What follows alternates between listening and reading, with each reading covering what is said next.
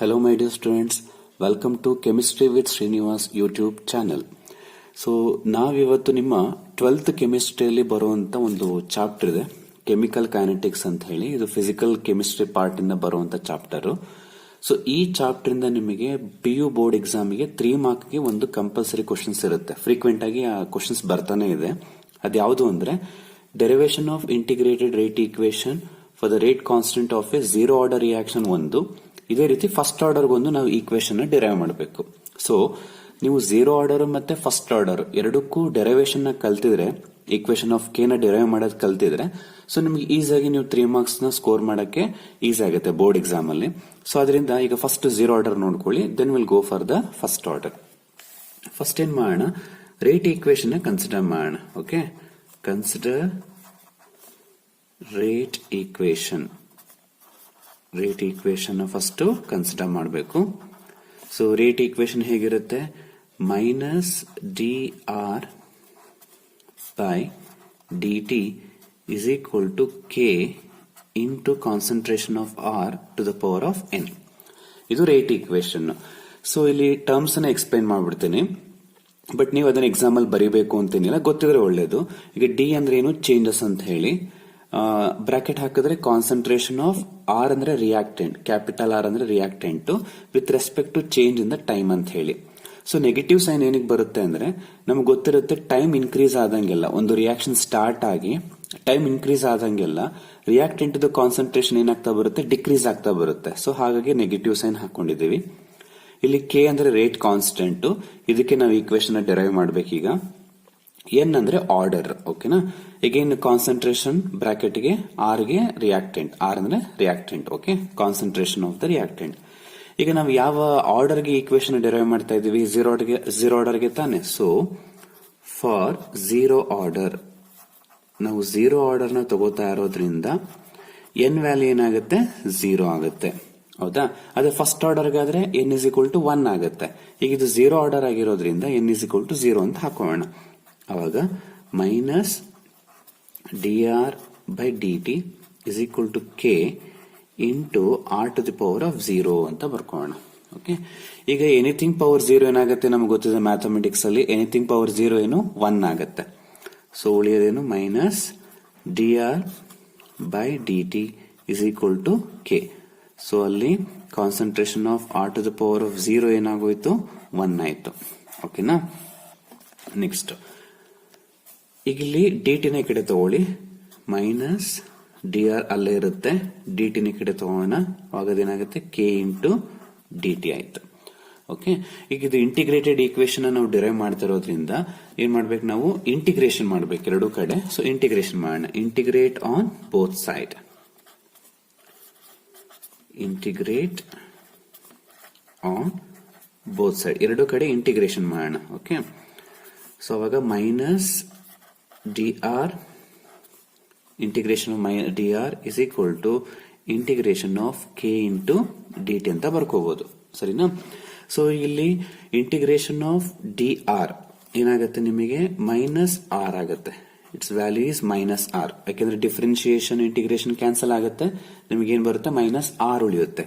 Is equal to ಇದು k ಅನ್ನೋದು constant, ಅದನ್ನ ಹಾಗೆ ಇಟ್ಕೋತೀನಿ. ಸೊ ಇಂಟಿಗ್ರೇಷನ್ ಆಫ್ dt ಅಂದ್ರೆ ಡಿಫರೆನ್ಶಿಯೇಷನ್ ಇಂಟಿಗ್ರೇಷನ್ ಕ್ಯಾನ್ಸಲ್ ಆಗಿ ನಿಮಗೆ t ಬರುತ್ತೆ. ಮತ್ತೆ ನಾವು ಇಂಟಿಗ್ರೇಷನ್ ಮಾಡಿದ್ಮೇಲೆ ಯಾವಾಗ್ಲೂ ಒಂದು ಇಂಟಿಗ್ರೇಷನ್ ಕಾನ್ಸ್ಟೆಂಟ್ ನ ಆಡ್ ಮಾಡಬೇಕು, ಅದನ್ನ c ಅಂತ ತಗೋತೀನಿ. ಇಲ್ಲಿ c ಅನ್ನೋದೇನು ಇಂಟಿಗ್ರೇಷನ್ ಕಾನ್ಸ್ಟೆಂಟ್, ಇದನ್ನೇನ್ ಮಾಡಿ ಈಕ್ವೇಶನ್ 1 ಅಂತ ತಗೋಣ. ಓಕೆನಾ, ಈಗ ನಾವು ಇಂಟಿಗ್ರೇಷನ್ ಕಾನ್ಸ್ಟೆಂಟ್ ಗೆ ವ್ಯಾಲ್ಯೂನ ಫೈಂಡ್ ಔಟ್ ಮಾಡ್ಬೇಕು, ಹಾಗೆ ಬಿಡೋದಲ್ಲ c ನ, ಇದಕ್ಕೆ ವ್ಯಾಲ್ಯೂ ಫೈಂಡ್ ಔಟ್ ಮಾಡಬೇಕು. ಈ ವ್ಯಾಲ್ಯೂನ ಫೈಂಡ್ ಔಟ್ ಮಾಡೋದಕ್ಕೆ ನಾವು ಅಸ್ಯೂಮ್ ಮಾಡ್ಕೋಬೇಕು ಏನಂತ, at t is equal to 0. t is equal to 0 ಅಂದ್ರೆ ಏನು, ಇನ್ನು ರಿಯಾಕ್ಷನ್ ಸ್ಟಾರ್ಟ್ ಆಗಿರಲ್ಲ ಅಂತ ಅನ್ಕೊಳ್ಳಿ. ಅವಾಗ ಕಾನ್ಸಂಟ್ರೇಷನ್ ಆಫ್ ಆರ್ ಏನಾಗಿರುತ್ತೆ, r0 ಆಗಿರುತ್ತೆ. ಈ ಅಸಂಪ್ಷನ್ ನ ಮಾಡ್ಕೋಬೇಕಾಗತ್ತೆ. ಅಂದ್ರೆ ರಿಯಾಕ್ಷನ್ ಶುರುವಾಗಿಲ್ಲ ಅಂದ್ರೆ concentration of the reactant initially ಎಷ್ಟಿರುತ್ತೋ ಅಷ್ಟೇ ಇರುತ್ತೆ ಅಲ್ವಾ. ಸೊ ಅವಾಗ ನಾವು ಆರ್ ನ r0 ಅಂತ ಬರ್ಕೋಬಹುದು. ಈ ನೀವೆರಡು ಡಿಫರೆನ್ಸ್ ಅಂದ್ರೆ r0 ಅಂದ್ರೆ it is a concentration of the reactant initially, capital R ಬರೀ ಆರ್ ಅಂತ ಬರೆದ್ರೆ it is a concentration of the reactant at any time after starting the reaction.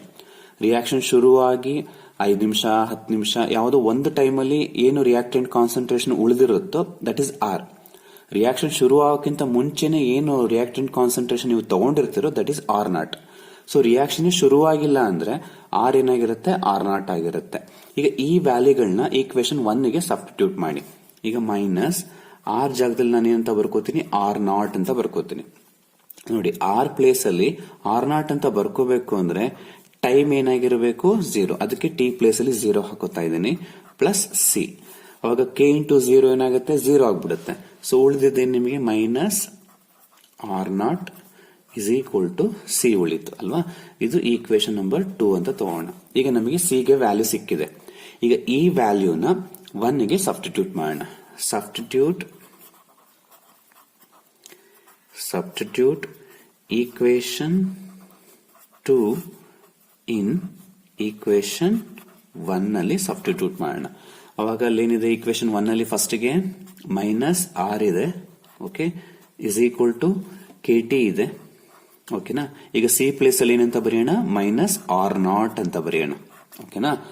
So ಇದನ್ನ ಸ್ವಲ್ಪ ರಿಅರೇಂಜ್ ಮಾಡ್ಕೊಳ್ಳಿ. ಆರ್ ನಾಟ್ ಈ ಕಡೆ ತಗೊಳ್ಳೋಣ. So minus R naught left side ಬಂದ್ರೆ ಏನಾಗುತ್ತೆ, ಪ್ಲಸ್ ಆರ್ ನಾಟ್ ಆಗುತ್ತೆ, ಮೈನಸ್ ಆರ್ ಉಳಿಯುತ್ತೆ ಅಲ್ವಪ್ಪ. ಸೊ ನೆಕ್ಸ್ಟ್ ನಮಗೆ ಕೆ ಗೆ ಈಕ್ವೇಶನ್ ಬೇಕಾಗಿದೆ. ಟಿ ನ ರೈಟ್ ಹ್ಯಾಂಡ್ ಸೈಡ್ ತಗೊಳ್ಳಿ. ಸೊ ಅವಾಗ ಅದೆಲ್ಲ ಹೋಗುತ್ತೆ, ಡಿನಾಮಿನೇಟರ್ ಹೋಗುತ್ತೆ, R naught minus R whole divided by t. So this is the equation for rate constant of a first zero order reaction. Sorry, ಯಾವ ಆರ್ಡರ್ಗೆ ಇದು, 0 ಆರ್ಡರ್ಗೆ ಈಕ್ವೇಶನ್ ಇದು. ಸೊ ಇದನ್ನ ಡಿರೈವ್ ಮಾಡಿದ್ರೆ ನಿಮಗೆ ಎಕ್ಸಾಮ್ ಅಲ್ಲಿ 3 ಮಾರ್ಕ್ಸ್ ಅನ್ನ ಕೊಡ್ತಾರೆ. ಸೊ ಇಲ್ಲಿರೋ ಹಾಗೆ ನೀವು ಬರೆದ್ರೆ ಆಯ್ತು. ಒಂದ್ಸಲ ನೋಡ್ಕೊಳ್ಳಿ ಫಸ್ಟ್ ಇಂದ. ಸೊ ವಿಡಿಯೋನ ಪಾಸ್ ಮಾಡ್ಕೊಳ್ಳಿ, ಪಾಸ್ ಮಾಡ್ಕೊಂಡು ನೀಟಾಗಿ ಇದನ್ನ ಬರ್ಕೊಳ್ಳಿ, ನಿಮಗೆ ತುಂಬಾನೇ ಯೂಸ್ ಆಗ್ತದೆ. ಓಕೆ, ಸೊ ಅದೇ ರೀತಿ ನಾವೇನ್ ಮಾಡೋಣ, ಈಗ ಫಸ್ಟ್ ಆರ್ಡರ್ ಈಕ್ವೇಶನ್ ಏನ್ ಮಾಡೋಣ, ಡಿರೈವ್ ಮಾಡೋಣ. ಸೊ ಈಗ ಫಸ್ಟ್ ಆರ್ಡರ್ ಡೆರಿವೇಶನ್ ಮಾಡೋಣ. ಫಸ್ಟ್ ಆರ್ಡರ್ ರಿಯಾಕ್ಷನ್ ಗೆ integrated rate equation for rate constant ಹೇಗೆ ಡಿರೈವ್ ಮಾಡೋದು ಅಂತ. 0 ಮತ್ತೆ ಫಸ್ಟ್ ಆರ್ಡರ್ ಯಾವ್ದಾದ್ರು ಒಂದು ನಿಮಗೆ ಎಕ್ಸಾಮಿಗೆ, ಬೋರ್ಡ್ ಎಕ್ಸಾಮಿಗೆ ಬರ್ತಾ ಇರ್ತದೆ. ಸೊ ಅಗೇನ್ ನಾವೇನ್ ಮಾಡೋಣ, ಕನ್ಸಿಡರ್ ರೇಟ್ ಈಕ್ವೇಶನ್ ತಗೊಳ್ಳಿ, ಓಕೆನಾ. Consider rate equation. So rate equation ಆಗುತ್ತೆ minus D R by D t is equal to k into r to the power of n ಅಲ್ವಾ. ಸೊ ಇದು ರೇಟ್ ಈಕ್ವೇಶನ್. ಆಲ್ರೆಡಿ ಇದು terms explain ಮಾಡಿದೀನಿ. D ಅಂದ್ರೆ changes, bracket ಹಾಕಿದ್ರೆ ಅದು concentration, R ಅಂದ್ರೆ reactant, T ಅಂದ್ರೆ ಟೈಮ್, ಕೆ ಅಂದ್ರೆ ರೇಟ್ ಕಾನ್ಸ್ಟೆಂಟ್, ಎನ್ ಅಂದ್ರೆ ಆರ್ಡರ್. ಈಗ ನಾವು ಫಸ್ಟ್ ಆರ್ಡರ್ ಅಲ್ವಾ ಡಿರೈವ್ ಮಾಡ್ತಾ ಇರೋದು ಈಕ್ವೇಶನ್. ಹಾಗಾಗಿ ಫಾರ್ ಫಸ್ಟ್ ಆರ್ಡರ್ಗೆ ಎನ್ ವ್ಯಾಲ್ಯೂ ಏನಾಗುತ್ತೆ, 1 ಆಗುತ್ತೆ ಅಲ್ವಾ. ಸೊ ಈಗ ಎನ್ ವ್ಯಾಲ್ಯೂ 1 ನ ಅಲ್ಲಿ ಸಬ್ಸ್ಟಿಟ್ಯೂಟ್ ಮಾಡೋಣ, ಎನ್ ಜಾಗದಲ್ಲಿ ಬರೆಯೋಣ, ಓಕೆನಾ. Minus D R by D T is equal to K into R to the power of 1 ಆಯ್ತು, ಓಕೆನಾ. ಈಗ ಏನ್ ಮಾಡಿ, ಇವೆರಡನ್ನ ಇಂಟರ್ಚೇಂಜ್ ಮಾಡೋಣ. ಯಾವ್ದನ್ನ, ಡಿ ಟಿ ಮತ್ತೆ ಆರ್ ಅನ್ನ ಇಂಟರ್ಚೇಂಜ್ ಮಾಡಿ. ಓಕೆ, ಡಿ ಟಿ ಪ್ಲೇಸ್ ಅಲ್ಲಿ ಆರ್ ಬರಲಿ, ಆರ್ ಪ್ಲೇಸ್ ಅಲ್ಲಿ ಡಿ ಟಿ ಹೋಗ್ಲಿ, ಆಯ್ತಾ. ಅವಾಗ ಏನಾಗುತ್ತೆ, minus D R by R, okay, is equal to K into d t ಆಯ್ತು, ಸರಿನಾ. ಸೊ ಇದನ್ನೇನ್ ಮಾಡೋಣ, ಇಂಟಿಗ್ರೇಷನ್ ಮಾಡೋಣ. Integrate on both side, integrate ಮಾಡಬೇಕು, integrate on both side. So integrate ಮಾಡಿದ್ರೆ minus D R by R is equal to k constant ಅಲ್ವಾ, ಬೇಕಾದ್ರೆ ಅದನ್ನ ಆಚೆ ಇಟ್ಕೊಳ್ಳಿ, ಇಂಟು ಡಿ ಟಿ. ಸೊ ನಿಮಗೆ ಮ್ಯಾಥಮೆಟಿಕ್ಸ್ ಅಲ್ಲಿ ಗೊತ್ತಿರುತ್ತೆ, ಇಲ್ಲಿ ಸೈಡ್ ಅಲ್ಲಿ ಬರೀತೀನಿ ನೋಡ್ಕೊಳ್ಳಿ.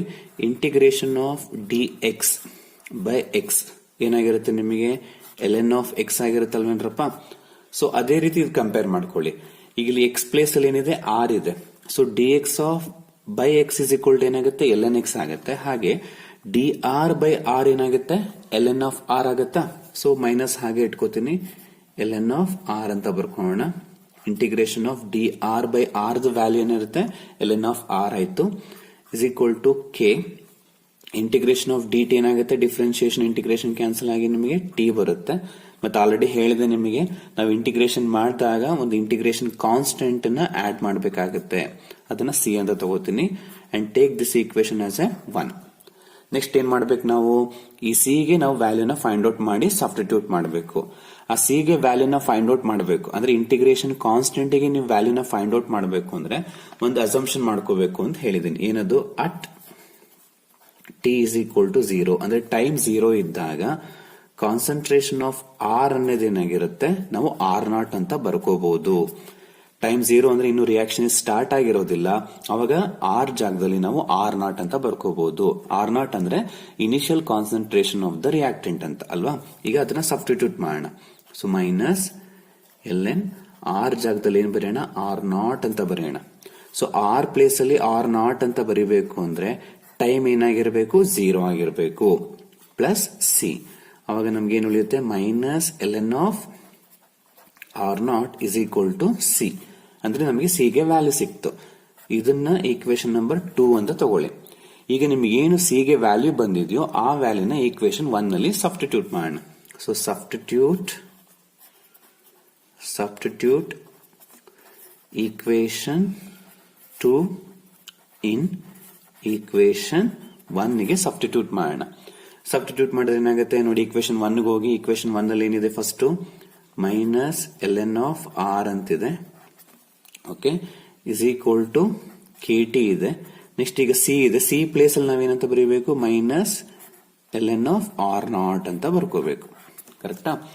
ಈಗ ಏನ್ ಮಾಡಿ ಇದನ್ನ ರಿಅರೇಂಜ್ ಮಾಡ್ಕೊಳ್ಳೋಣ. ln ಆಫ್ R0 ನ ಲೆಫ್ಟ್ ಸೈಡ್ ತಗೋಣ. ಉಳಿಯೋದೇನಪ್ಪ, kt ಇಸ್ ಈಕ್ವಲ್ ಟು ಈ minus ln of R0 left ಬಂದ್ರೆ ಏನಾಗುತ್ತೆ, ಪ್ಲಸ್ ಆಗುತ್ತಲ್ವಾ, plus ln of R0 minus ln of R ಆಯ್ತು. Okay, so kt is equal to, ಇದು ಯಾವ ತರ ಇದೆ ಅಂದ್ರೆ, ಈ ಈಕ್ವೇಶನ್ ನೀವು ಮ್ಯಾಥಮೆಟಿಕ್ಸ್ ಅಲ್ಲಿ ಕಲ್ತಿರ್ತೀರ, log a minus log b ಏನಂತ ಬರೀತೀರ, ಅದರ ಆನ್ಸರ್ ನ ಲಾಗ್ ಎ ಬೈ ಬಿ ಅಂತ ಬರೀತೀವ. ಹಾಗೆ ಇದು ಎ ಪ್ಲೇಸ್ ಅಲ್ಲಿ ಏನಿದೆ, R0 ಇದೆ, ಬಿ ಪ್ಲೇಸ್ ಅಲ್ಲಿ ಏನಿದೆ, ಆರ್ ಇದೆ. ಸೊ ಇದನ್ನ ನಾವು ಸಿಂಪ್ಲಿಫೈ ಮಾಡಿದ್ರೆ ಏನಾಗುತ್ತೆ, ln of R0 by R ಆಯ್ತು. ಓಕೆ, ಈಗ ನಾವು ಡಿರೈವ್ ಮಾಡ್ತಾ ಇರೋದು ಈಕ್ವೇಶನ್ ಯಾವುದಕ್ಕೆ, ಕೆ ಗೆ. ಟಿ ನ ರೈಟ್ ಹ್ಯಾಂಡ್ ಸೈಡ್ ತಗೊಳ್ಳೋಣ. K is equal to 1 by T ln of R0 by R. ಈಗ ನಾವು ln ನ ಲಾಗ್ ಮಾಡಬೇಕು ಅಂತ ಅನ್ಕೊಳ್ಳಿ. ಅದಕ್ಕೆ ಏನ್ ಮಾಡ್ತೀರಾ, 2.303 ನ ಮಲ್ಟಿಪ್ಲೈ ಮಾಡಿ. ಹೀಗೆ 2.303 ನ ಮಲ್ಟಿಪ್ಲೈ ಮಾಡಿದಾಗ ಆ ln ಇರೋದೇನಾಗುತ್ತೆ, ಲಾಗ್ ಆಗುತ್ತೆ. ಅವಾಗ R0 by R. So this is the rate constant equation for first order. First order ಗೆ ಬೇಕಾಗಿರುವಂತ ಇಂಟಿಗ್ರೇಟೆಡ್ ರೇಟ್ ಈಕ್ವೇಶನ್ಸ್. ಸೊ ಇನ್ನೊಂದ್ಸಲ ನೋಡ್ಕೊಳ್ಳಿ ನೀಟಾಗಿ, ಮತ್ತೆ ಬರ್ಕೊಳ್ಳಿ. ಅದನ್ನ ವಿಡಿಯೋನ ಪಾಸ್ ಮಾಡಿಕೊಂಡು ನೋಟ್ಸ್ ಅನ್ನ ಬರ್ಕೊಳ್ಳಿ. ಅವಾಗ ನಿಮಗೆ ಎಕ್ಸಾಮ್ ಅಲ್ಲಿ ಕಲಿಯೋದಕ್ಕೆ ಮತ್ತೆ ಎಕ್ಸಾಮ್ ಅಲ್ಲಿ ಬರೆಯೋದಕ್ಕೂ ಕೂಡ ಈಸಿ ಆಗುತ್ತೆ. ಅರ್ಥ ಆಗಿದೆ ಅಂತ ಅನ್ಕೋತೀನಿ. ಸೊ ನಿಮಗೆ ಈ ಕ್ಲಾಸ್ ಇಷ್ಟ ಆಗಿದ್ರೆ ವಿಡಿಯೋನ ದಯವಿಟ್ಟು ಲೈಕ್ ಮಾಡಿ, ಮತ್ತೆ ಚಾನೆಲ್ನ ಸಬ್ಸ್ಕ್ರೈಬ್ ಮಾಡಿ. ನಿಮ್ಮ ಫ್ರೆಂಡ್ಸ್ಗೂ ಆದಷ್ಟು ಈ ವಿಡಿಯೋನ ಏನ್ ಮಾಡಿ, ಶೇರ್ ಮಾಡಿ. ಇದರಿಂದ ಅವ್ರಿಗೂ ಕೂಡ ಅನುಕೂಲ ಆಗ್ತದೆ. So thank you very much. ಮತ್ತೆ ನೆಕ್ಸ್ಟ್ ಕ್ಲಾಸ್ ಅಲ್ಲಿ ಮೀಟ್ ಆಗೋಣ.